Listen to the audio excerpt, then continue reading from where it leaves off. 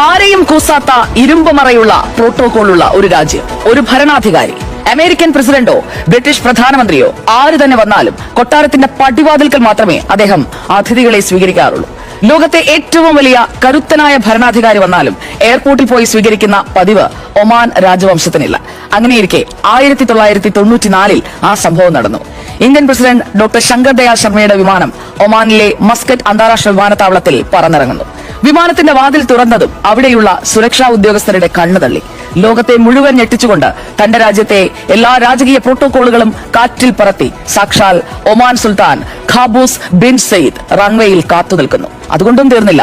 VIP പടവുകൾ ഇറങ്ങി വരാൻ അദ്ദേഹം താഴെ കാത്തുനിന്നില്ല. സുൽത്താൻ വേഗത്തിൽ വിമാനത്തിന്റെ പടികൾ ഓടിക്കയറി വിമാനത്തിനുള്ളിൽ ഇരിക്കുകയായിരുന്ന ആ വയോധികനായ ഇന്ത്യൻ പ്രസിഡന്റിനെ ചേർത്തുപിടിച്ച് സ്വന്തം പിതാവിനെ എന്ന പോലെ അതീവ ബഹുമാനത്തോടെ പതുക്കെ കൈപിടിച്ച് താഴേക്ക് നടത്തിക്കൊണ്ടുവന്നു. താഴെ പ്രസിഡന്റിന് യാത്ര ചെയ്യാൻ ലോകോത്തര ബ്രാൻഡിന്റെ ഒരു രാജകീയ കാർ സ്റ്റാർട്ട് ചെയ്ത് നിർത്തിയിട്ടുണ്ടായിരുന്നു. അതിനടുത്തേക്ക് നടന്നെടുത്ത സുൽത്താൻ ഡ്രൈവറെ രൂക്ഷമായി നോക്കി. മാറി നിൽക്കാൻ കണ്ണുകൊണ്ട് ഒരൊറ്റ ആംഗ്യം. ഡ്രൈവർ ഞെട്ടിമാറി. പിന്നീട് ലോകം കണ്ടത് എന്താണെന്നറിയുമോ? ചരിത്രത്തിലെ ഏറ്റവും വലിയ മാസ് സീൻ.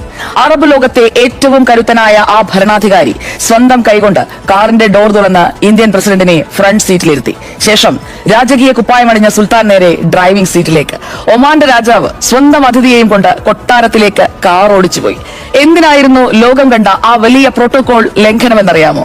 ആ കാഴ്ച കണ്ടുനിന്നവരെല്ലാം ഞെട്ടിത്തരിച്ചു. വിവരം കേട്ടവരൊക്കെ അത്ഭുതപ്പെട്ടു. പല ചോദ്യങ്ങളും ഉയർന്നു. അതിന് പക്ഷേ ഒമാൻ സുൽത്താൻ നൽകിയ മറുപടി കേൾക്കുന്നവരിലെല്ലാം രോമാഞ്ചമുണ്ടാക്കും. അന്ന് എന്റെ കാറിലിരുന്നത് കേവലം ഇന്ത്യയുടെ പ്രസിഡന്റ് അല്ല, മറിച്ച് പൂനെയിൽ ഞാൻ പഠിക്കുന്ന കാലത്ത് എനിക്ക് അക്ഷരം പകർന്നു നൽകിയ എന്റെ സ്വന്തം പ്രൊഫസറാണ്. ഒരു വിദ്യാർത്ഥി തന്റെ ഗുരുവിന് നൽകേണ്ട ദക്ഷിണ മാത്രമാണിത്. സുൽത്താൻ ഇന്ത്യയെയും ആ മഹാനായ മനുഷ്യനെയും അത്രമേൽ ആദരിച്ചിരുന്നു എന്നതാണ് യഥാർത്ഥ സത്യം.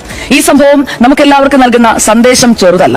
അധികാരത്തിന്റെയോ സമ്പത്തിന്റെയോ യാതൊരു അഹങ്കാരവുമില്ലാതെ പ്രായം കൊണ്ടും പദവി കൊണ്ടും തന്നെക്കാൾ വലിയ ഒരു മനുഷ്യന് മുന്നിൽ തലകുനിക്കാൻ കാണിച്ച ആ വലിയ മനസ്സ്, അതാണ് യഥാർത്ഥ രാജകീയത.